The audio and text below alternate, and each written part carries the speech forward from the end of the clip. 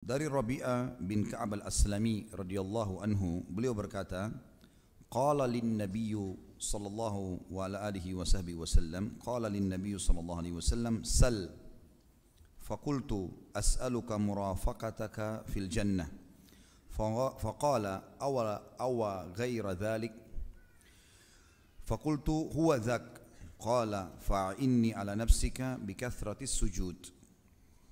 Rabi'ah bin Ka'ab al-Aslami radhiyallahu anhu, beliau berkata, Nabi SAW bersabda kepadaku, mintalah sesuatu kepadaku. Kamu apa sekarang? Sampaikan.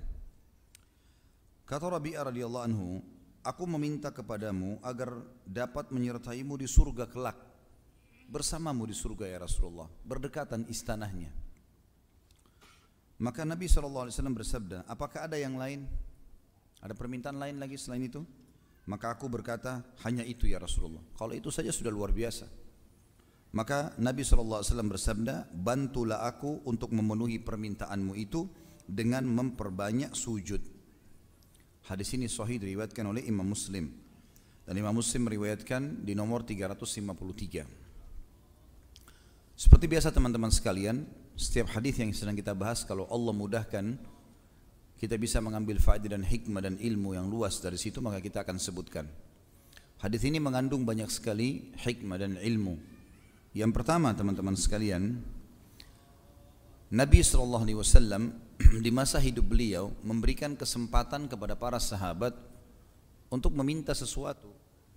Nabi SAW memberikan kesempatan para sahabat untuk meminta kepada beliau yang sifatnya dasarnya itu boleh dalam agama. Jadi permintaan halal. Apa saja walaupun mustahil di mata manusia, tapi dia dibolehkan secara syarak, boleh orang memintanya. Dan ini salah satu mukjizat baginda Nabi alaihi salatu wassalam. Makanya beliau berkata kepada Rabi'ah radhiyallahu anhu, mintalah kepadaku sesuatu. Dan ini tentu atas izin Allah. Dan sahabat-sahabat yang cerdas, tentu semua sahabat insya Allah cerdas, tapi ada yang luar biasa di antara mereka. Mereka jeli menangkap itu.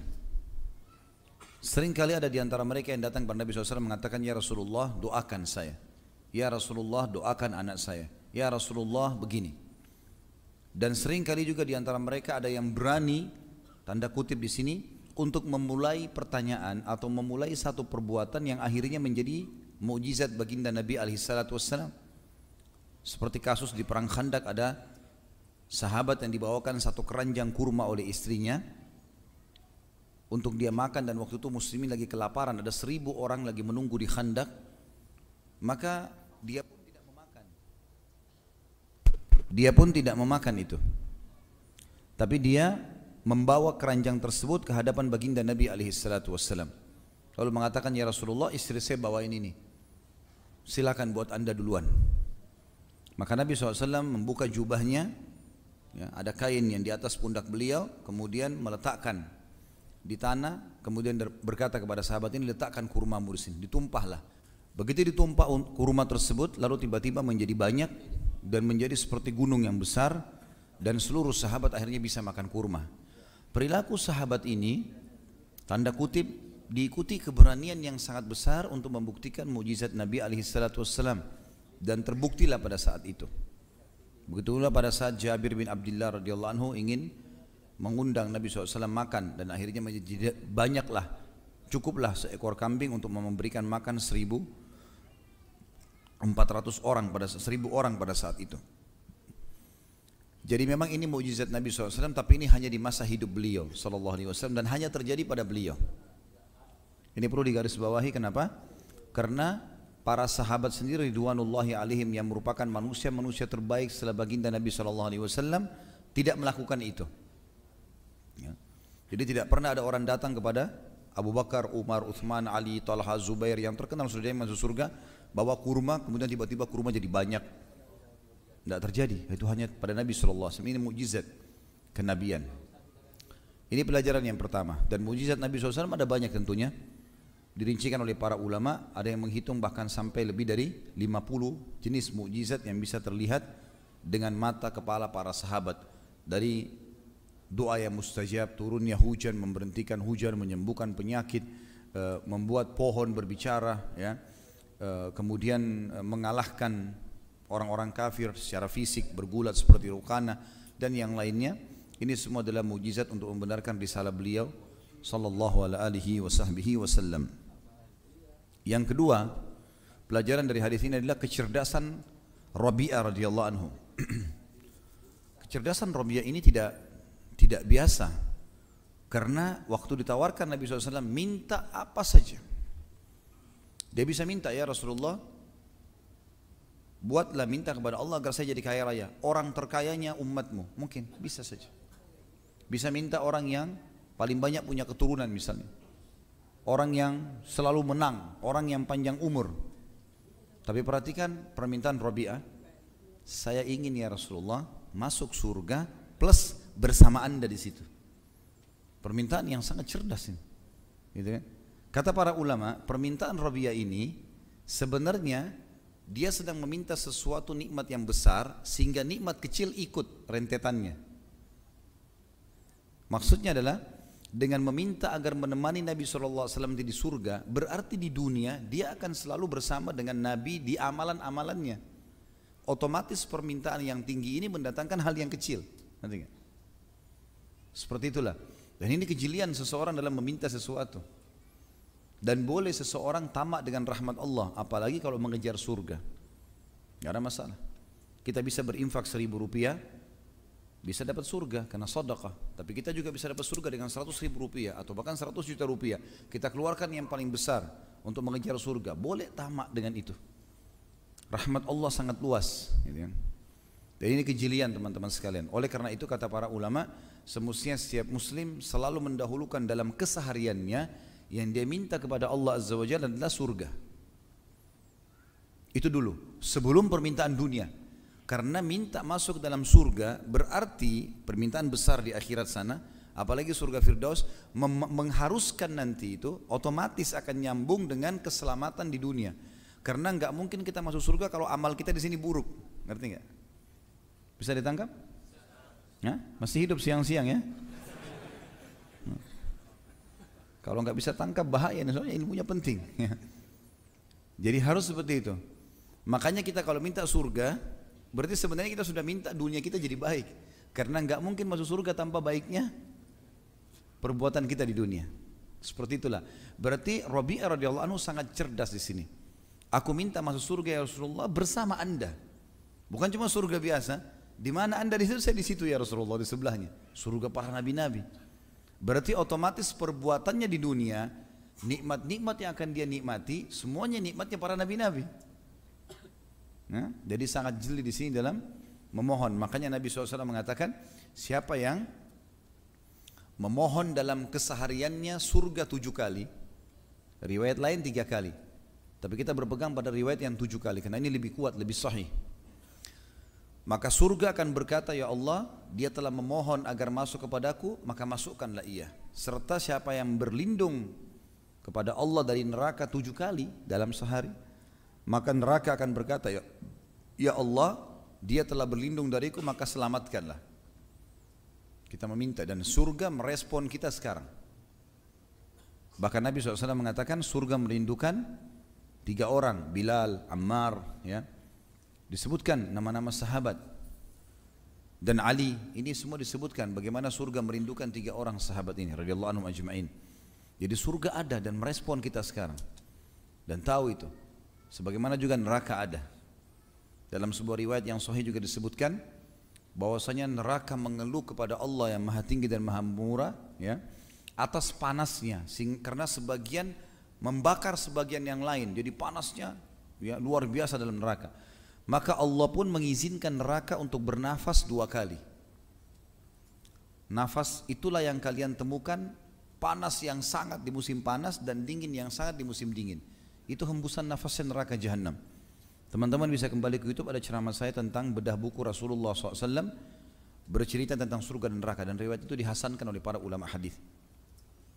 Berarti kita ada respon, surga dan neraka sudah ada, dan ada respon interaksi dengan surga neraka. Dan Nabi SAW mengatakan, sungguh demi zat yang jiwaku dalam genggamannya, seseorang di antara kalian lebih dekat dengan surganya daripada tali sendalnya sendiri. dan seseorang di antara kalian lebih dekat dengan nerakanya daripada tali sendalnya sendiri. Tinggal istiqomah teman-teman sekalian. Itu saja. Nikmati halal, kerjakan perintah. Tinggalkan haram, pertahankan saya sampai mati. Masuk surga. Itu kata kuncinya. Antum baik seperti sekarang, jujur, amanah, jauhi semua yang haram, nikmati yang halal, mati masuk surga. Pertahankan saja itu. Sampai Hudzaifah bin Yaman radhiyallahu anhu mengatakan, aku berharap bisa masuk ke dalam rumahku dan aku beribadah kepada Allah, tidak bertemu sama orang sampai aku mati. Selesai, karena janji Allah di akhirat pasti. Artinya memang tinggal menjaga itu. Meninggal masuk surga itu berarti kita lebih dekat dengan surga daripada tali sendal kita sendiri. Kalau dari masjid dicabut ruhnya masuk surga. Lagi sujud, lagi baca Quran, lagi bakti sama orang tua, lagi jenguk orang sakit, lagi jihad, luar biasa terbuka semua pintunya. Tinggal sabar dalam ketaatan. Begitu pula dengan kemaksiatan. Orang lebih dekat dengan nerakanya. Orang ke diskotik, bar, mabuk-mabukan, tabrakan, mati, masuk neraka. Begitu dekat dia dengan nerakanya, wa na'udzubillah. Gitu kan? Oleh karena itu kita harus selalu menyebutkan teman-teman dalam keseharian kita minimal 7 kali. Minta masuk surga dan minta berlindung dari api neraka. Ini pelajaran yang kedua yang kita ambil dari hadis. Tentu tadi yang pertama adalah mujizat Nabi SAW dan bolehnya atau dibukanya peluang bagi sahabat untuk meminta terbaik. Manfaat yang kedua tadi adalah kecerdasan sahabat radhiyallahu anhu karena meminta surga, dan orang kalau minta nikmat terbesar maka nikmat terkecil akan ikut bersama yang besar itu. Ya. Mungkin kalau kita pasang jala untuk nangkap ikan, targetnya jala itu tangkap ikan paus, ikan-ikan kecil ikut semua kan? Seperti itulah. Biasanya kalau menjelaskan masalah makanan cepat faham ya. Kemudian pelajaran yang ketiga, dan ini pesan baginda Nabi SAW dalam hadis, kalau itu permintaanmu maka dukunglah aku agar permintaanmu itu Allah kabulkan dengan memperbanyak sujud. Makna memperbanyak sujud di sini kata para ulama, makna globalnya adalah semua sujud, sujud solat wajib atau sujud solat sunnah, masuk dalamnya sujud syukur, sujud tilawah ya. Dan sebagian ulama mengatakan, dan ini pendapat yang paling kuat tadi yang pertama ya. Pendapat yang kedua, ulama mengatakan bahwasanya ini maksud adalah sujud-sujud solat sunnah. Karena sujud solat wajib udah pasti, udah diterima, itu insya Allah pahalanya besar di sisi Allah. Tapi solat sunnah ini dibutuhkan untuk menambah, gitu kan. Tapi Allah alam pendapat pertama yang lebih kuat adalah semua sujud masuk di dalamnya. Artinya konsentrasi dalam solatmu, wajib, sunnah, kerjakan semua. Setiap ada berita gembira, sujud syukurlah. Setiap lewat ayat tentang sajadah, sujudlah. Dan sudah kita bahas di bab solat kita sebelumnya. Dan ini juga merupakan teman-teman sekalian fadilah bagi orang yang selalu solat. Dan solat itu berikan haknya. Tenang, tumaknina. Jangan tergesa-gesa, gak ada yang antum kejar. Allahu Akbar, nikmati kalimat itu karena per hurufnya pahala, nikmati gerakannya karena per gerakan pahala. Sudah nafas tenang, wajjahtu wajhiya lilladzi fataras samawati wal ard, tenang. Wajjahtu wajhiya lilladzi fataras samawati wal ard. Atau apa yang dibaca? Buru-buru, mau kejar apa ini? Al-Fatihah baca, Alhamdulillahi Rabbil Alamin. Salah satu cara Nabi SAW baca Al-Quran adalah berhenti di tempatnya. Ar-Rahmanir Rahim, pelan-pelan.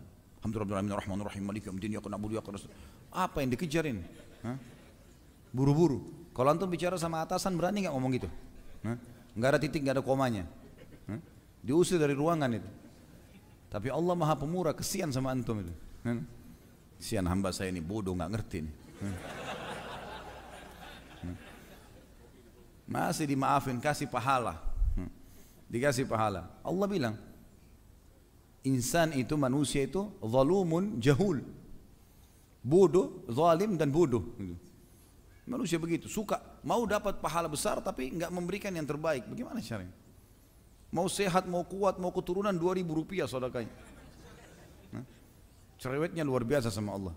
Tapi 2.000 celengannya. Kalau beli baju 100.000, 200.000, kasih orang miskin, dicari uang yang paling kecil. Jahul itu. Bodoh. Jangan antum masuk kategori orang bodoh ini. Orang bodoh-bodoh ini menjauhkan diri dari rahmat Allah Subhanahu wa taala, gitu kan?